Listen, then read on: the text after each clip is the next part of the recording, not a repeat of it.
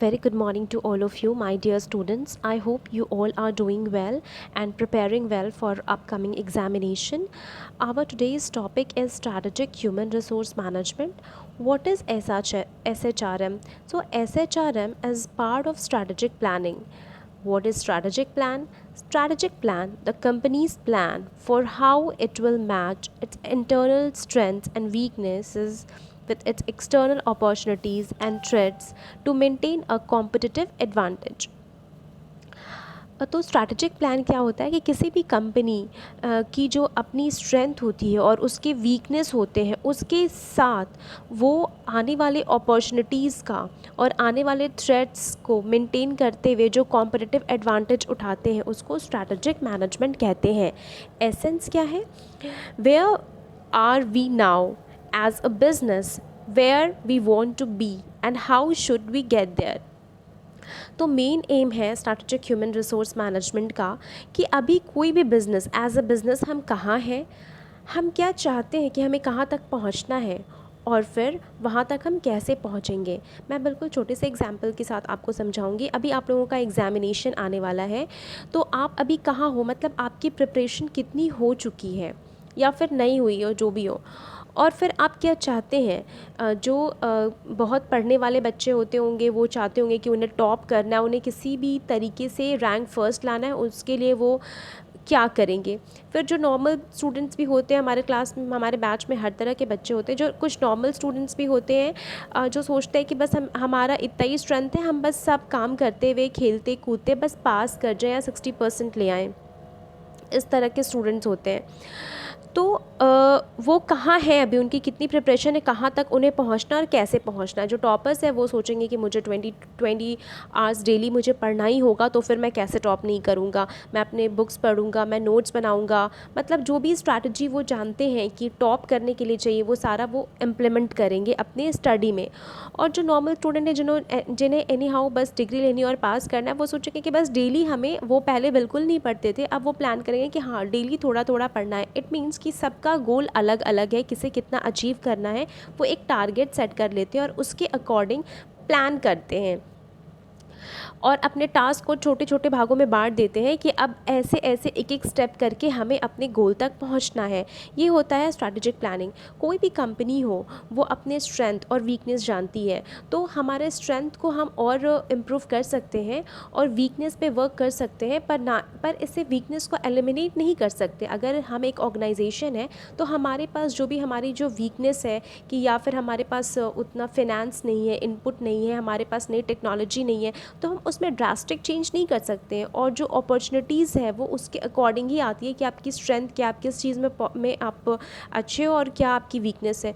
तो अपने स्ट्रेंथ और वीकनेस को ध्यान में रखते हुए ही कोई ऑर्गेनाइजेशन है वो मार्केट में उतरता है और कंपटीशन में आता है। तो इस चीज़ को मेंटेन करते हुए हम जो भी प्लान बनाते हैं उसे कहते हैं स्ट्रैटेजिक प्लानिंग।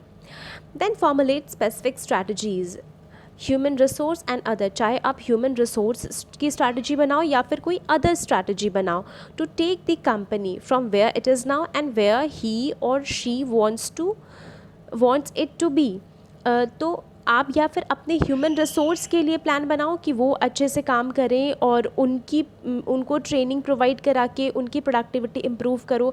या फिर आप जो अपना काम करते हो ऑर्गेनाइजेशन में, प्रोडक्शन का काम करते हो या मैन्युफैक्चरिंग का काम करते हो, आप उसकी प्रोसेस में इम्प्रूवमेंट कर सकते हो। तो आपको स्पेसिफिक फॉर्मुलेट करना होगा स्ट्रैटेजी, मतलब प्लान करना होगा कि आप कैसे अपने काम को करो कि आप मिनिमम इनपुट में मैक्सिमम आउटपुट गेन कर सको।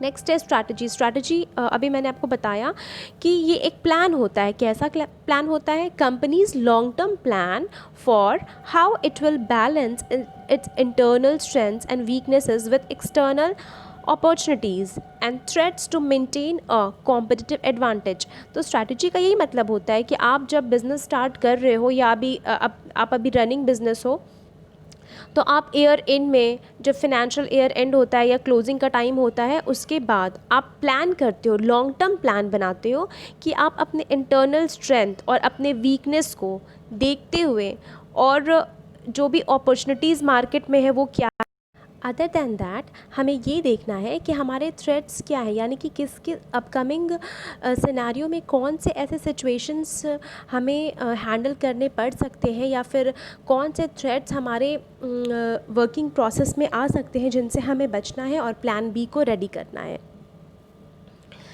SHRM means formulating and executing human resource policies and practices that produce the employee competencies and behaviors the company needs to achieve its strategic aims। तो SHRM में क्या होता है कि हम फॉर्मुलेट करते हैं अपने पॉलिसीज़ को, अपने रूल्स रेगुलेशंस को या अपने प्लान को, और उसको एग्जीक्यूट करते हैं। At the same time organisation की जो भी कंपिटेंसी है उसको इम्प्रूव करने के लिए क्या क्या ऑर्गेनाइजेशन को करना पड़ेगा, और बिहेवियर को इम्प्रूव करने के लिए कि अपने प्रोडक्टिविटी में, अपने कंपिटेंसीज़ में और अपने पॉलिसीज़ में वो क्या इम्प्रूवमेंट करें और क्या प्लान करें ताकि वो अपने एम को अचीव कर सकें। एग्जाम्पल है फोर्ड। फोर्ड बहुत ही कम समय में काफ़ी मार्केट उनका स्पैन काफ़ी ज़्यादा था, मार्केट स्पैन, क्योंकि उनकी जो पॉलिसीज़ थी जो उन्होंने फॉर्मुलेट किए थे वो लॉन्ग टर्म पॉलिसीज़ थी। उन्होंने अपने कंपिटेंसीज़ को इम्प्रूव करने के लिए अपने एम्प्लॉयज़ को ट्रेनिंग प्रोवाइड कराई, और साथ ही साथ जो भी चेंजिंग सिनेरियो के अकॉर्डिंग जो कुछ भी चेंजेस हुए थे मार्केट में उसके अकॉर्डिंग उन्होंने अडेप्ट किया अपने को। तो इस तरीके से फोर्ड जो है वो SHRM का बहुत बेस्ट एग्जाम्पल है। नेक्स्ट है need and importance, changing demand from customers और द मार्केट। SHRM का नीड क्यों है, हमें क्यों ह्यूमन रिसोर्स मैनेजमेंट को स्ट्रैटेजिकली प्लान करना चाहिए? वो इसलिए करना चाहिए कि हमारा जो एनवायरनमेंट है, जो मार्केट है वो बिल्कुल डायनामिक है, आज कुछ और कल कुछ और कस्टमर है वो भी डायनामिक है। New technology and increasing pressure from competitors, आए दिन नए नए टेक्नोलॉजीज़ आते रहते हैं और जो कॉम्पिटिटर्स हैं मार्केट में वो हमारे ऊपर प्रेशर डालते हैं ताकि हम अपने में इम्प्रूवमेंट लाएं। अगर हम अपने में इम्प्रूवमेंट एडवांसमेंट नहीं लाएंगे और न्यू टेक्नोलॉजी को नहीं अडॉप्ट करेंगे तो कहीं ना कहीं हम पीछे रह जाएंगे। नेक्स्ट है changes in the basic business environment. हमारा जो बिज़नेस एनवायरनमेंट है वो भी रैंडमली चेंज होते रहता है, वो फिक्स नहीं है। High levels of uncertainty about basic business conditions, जो बिज़नेस के कंडीशन है वो भी अनसर्टेन है। आज हमारा बिज़नेस बहुत एक्सेल कर रहा है तो इसकी कोई गारंटी नहीं है कि कल के दिन में भी वो एक्सेल करे, कल हमें लॉस भी हो सकता है।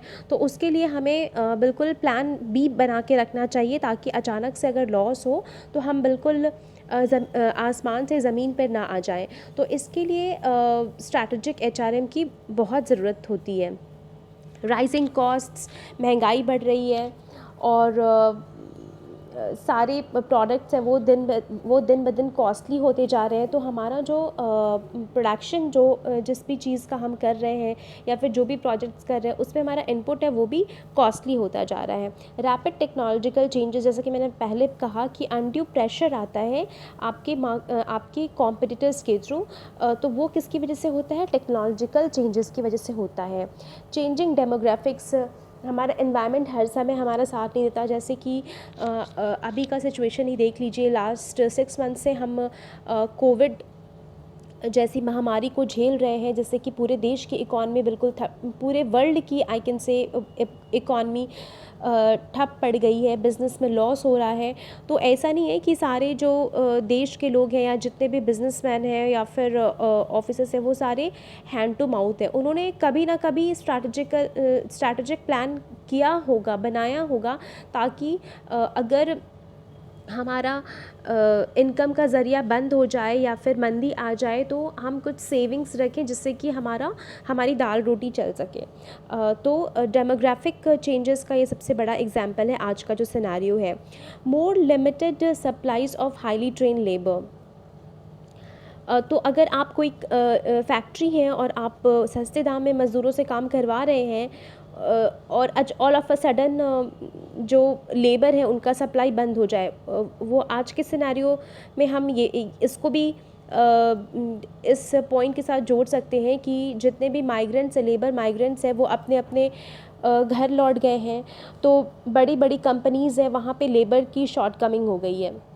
Rapidly changing government legislation and regulations, अचानक से अगर गवर्नमेंट की किसी पॉलिसी में चेंज आ गया हो या रूल्स रेगुलेशंस बदल गए हो, तो फिर वो बिज़नेस क्या करेगा। अभी आप एग्जांपल ले लीजिए, ये चाइनीज़ ऐप टिकटॉक है, वो बैन हो गया है, तो ऑल ऑफ अ सडन उसका मार्केट बिल्कुल नीचे गिर गया। और गवर्नमेंट की, हमारे देश में मोदी जी ने इसको बिल्कुल बैन कर दिया हमारे देश में। तो इसी तरीके का अगर फ्यूचर में कुछ रूल्स रेगुलेशंस या कुछ पॉलिसीज़ आ जाए जैसे कि आज के डेट में है, तो हमारे देश पर इसका कोई फ़र्क नहीं पड़ा। हाँ, कुछ लोगों पे फ़र्क पड़ा, जो हमारे इंडियन टिकटॉक स्टार्स हैं, जिनकी रोज़ी रोटी इनसे ही थी, इनसे वो काफ़ी पैसा कमाते थे। अब वो बिल्कुल उनका सोर्स ऑफ इनकम बंद हो गया है। तो ऐसी किसी पॉलिसीज़ या रेगुलेशंस से बचने के लिए हमें हमेशा प्लान बी रेडी रखना चाहिए। इंक्रीज ग्लोबलाइजेशन ऑफ इंडस्ट्रीज़, अगर ग्लोबलाइजेशन बहुत ज़्यादा बढ़ जाएगा और इंडस्ट्रीज़ चारों तरफ बहुत ज़्यादा हो जाएगी, तो बट ऑब्वियस है कि मार्केट में कंपटीशन बहुत ज़्यादा हो जाएगी। तो उस कंपटीशन को फेस करने के लिए आपको कमर कस के हमेशा खड़े रहना होगा। ये सारे पॉइंट्स हैं जो कि स्ट्रैटेजिक एचआरएम में कंसिडर करते हैं हम। अब प्रोसेस क्या होता है, स्ट्रैटेजिक एनालिसिस क्या होती है। हम अगर कुछ भी प्लान करते हैं, कोई भी प्लान बनाते हैं, तो सबसे पहले क्या करते हैं, हम अपना विजन, मिशन, गोल सेट करते हैं, है ना। तो विजन क्या होता है, विजन धुंधला होता है, विजन बिल्कुल क्लियर नहीं होता। हम सबसे पहले एक विजन बनाते हैं कि हमें वहाँ तक पहुँचना है, और वो बिल्कुल क्लियर नहीं होता, लेकिन फिर भी हम गोल सेट कर लेते हैं कि 1 स्टेप, 2 स्टेप, 3 स्टेप, ऐसे धीरे धीरे चल के हम अपने विजन तक पहुँचना है। तो हम उसके लिए प्लान करते हैं और गोल सेट करते हैं। तो क्या क्या चीज़ एनालाइज़ करते हैं कि हम कैसे पहुँचे, हम वही प्रोसेस कर सकते हैं जो हमारे हाथ में है। बहुत सारी चीज़ें हम कर सकते हैं, बहुत सारी चीज़ें हमारे बस के बाहर की बात होती है। तो हम अपने गोल्स में उन्हीं चीज़ों को मेंशन करते हैं जो कि रीचेबल हो, चाहे वो टेक्नोलॉजी की बात करें या फिर पूंजी की बात करें। हमारे पास लिमिटेड सोर्स ऑफ इनकम है, लिमिटेड मनी है, लिमिटेड रिसोर्सेज है, उसके अकॉर्डिंग हम पहले एनालाइज़ करते हैं कि हम अपने प्लान में क्या क्या इंक्लूड कर सकते हैं, उसको एनालाइज़ करेंगे। फिर स्ट्रैटेजी, ऑप्शंस एंड चॉइस, फिर उस ऑप्शंस में देखेंगे, जो भी हम प्लान बनाए, ABC प्लान हमने बनाया, उसमें उस ऑप्शन में हम देखेंगे कि क्या क्या ऑप्शंस हैं जो हमारे लिए मोर सूटेबल है। फिर स्ट्रैटेजी को फॉर्मुलेट करेंगे कि ये बिल्कुल लो बजट की है, हमारे पास पूंजी कम है, रिसोर्सेज कम है, लेबर कम है, तो इतने इनपुट में हम ये प्लान कर सकते हैं। तो आप पहले फॉर्मुलेट करोगे अपनी स्ट्रैटेजी को, फिर उसको इम्प्लीमेंट करोगे। स्ट्रैटेजी फॉर्मुलेट करना बहुत आसान है, पर उसको इम्प्लीमेंट करना बहुत ज़्यादा मुश्किल है। मैं एग्जांपल देती हूँ। सारे स्टूडेंट्स, जब आप एग्जामिनेशन के लिए प्रिपेयर करते हो, तो सब सोचते होंगे, सारे लोग प्लान बनाते हैं 2-3 महीने पहले से कि इस बार तो टॉप करना है, ये करना है, वो करना है, इस बार तो बिल्कुल हाईएस्ट मार्क्स लाने हैं, 22 घंटे पढ़ेंगे, 20 घंटे पढ़ेंगे। पर एंड ऑफ द डे क्या होता है, आपका प्लान फेल होते चला जाता है। सिर्फ आपके साथ नहीं, हम सब के साथ ये होता है। इट्स अ नेचुरल टेंडेंसी, ये सबके साथ होता है कि आप बहुत ज़्यादा प्लान करते हो और इम्प्लीमेंट बहुत थोड़ा सा करते हो, कुछ भी नहीं करते हो। तो इम्प्लीमेंटेशन पे हमें ज़्यादा फोकस करना चाहिए। अगर प्लान बना दिए तो वो सक्सेसफुली इम्प्लीमेंट करोगे, तभी आप गोल की तरफ अचीव होगे। जब तक इम्प्लीमेंट नहीं करोगे, तब तक वो स्ट्रैटेजी प्लानिंग का कोई मतलब नहीं होता। फिर मॉनिटरिंग एंड एवेलुएटिंग, जब उसको इम्प्लीमेंट करेंगे तो धीरे धीरे हम उसको मॉनिटर करेंगे कि हम स्टेप बाय स्टेप उसमें प्रोग्रेस कर रहे हैं या नहीं। फिर एवेलुएट करेंगे कि इतने दिनों की हमारी प्लानिंग थी और हमने 6 महीने तक उस पॉलिसीज़ को, उस प्रोसीजर्स को, उस प्लान को इम्प्लीमेंट किया, तो हम कितना इम्प्रूव हुए हैं, हम कितने आगे तक बढ़े, हम कितना करीब आए अपने विजन के, उसको इवेलुएट करेंगे रेगुलर बेसिस पे। और फिर जो शॉर्ट कमिंग्स होगी, जो ड्रॉबैक्स होगी, उसके ऊपर वर्क करके हम फाइनली अपने विजन मिशन को अचीव करेंगे। तो ये था SHRM के बारे में। ज़्यादा कुछ नहीं है, बस ये है कि जो ह्यूमन रिसोर्स मैनेजमेंट है, हम एम्प्लॉई को, वर्कर्स को मैनेज जब करते हैं तो वो स्ट्रैटेजिकली करें, मतलब किसी प्लान के साथ करें। ऐसा नहीं है कि बस उनसे हमें काम निकलवाना है, स्ट्रैटेजिकली निकलवाना है, एक चालाकी से कुछ प्लान बना के, रूल्स रेगुलेशंस बना के, पॉलिसी बना के, ताकि हम उनसे मैक्सिमम आउटपुट ले सकें। So this is all about the SHRM। I hope आपको ये लेक्चर समझ आया होगा, बेसिक कॉन्सेप्ट इसका क्लियर हुआ होगा। इसके बारे में फिर चर्चा करेंगे। तब तक के लिए stay tuned, stay happy, happy learning.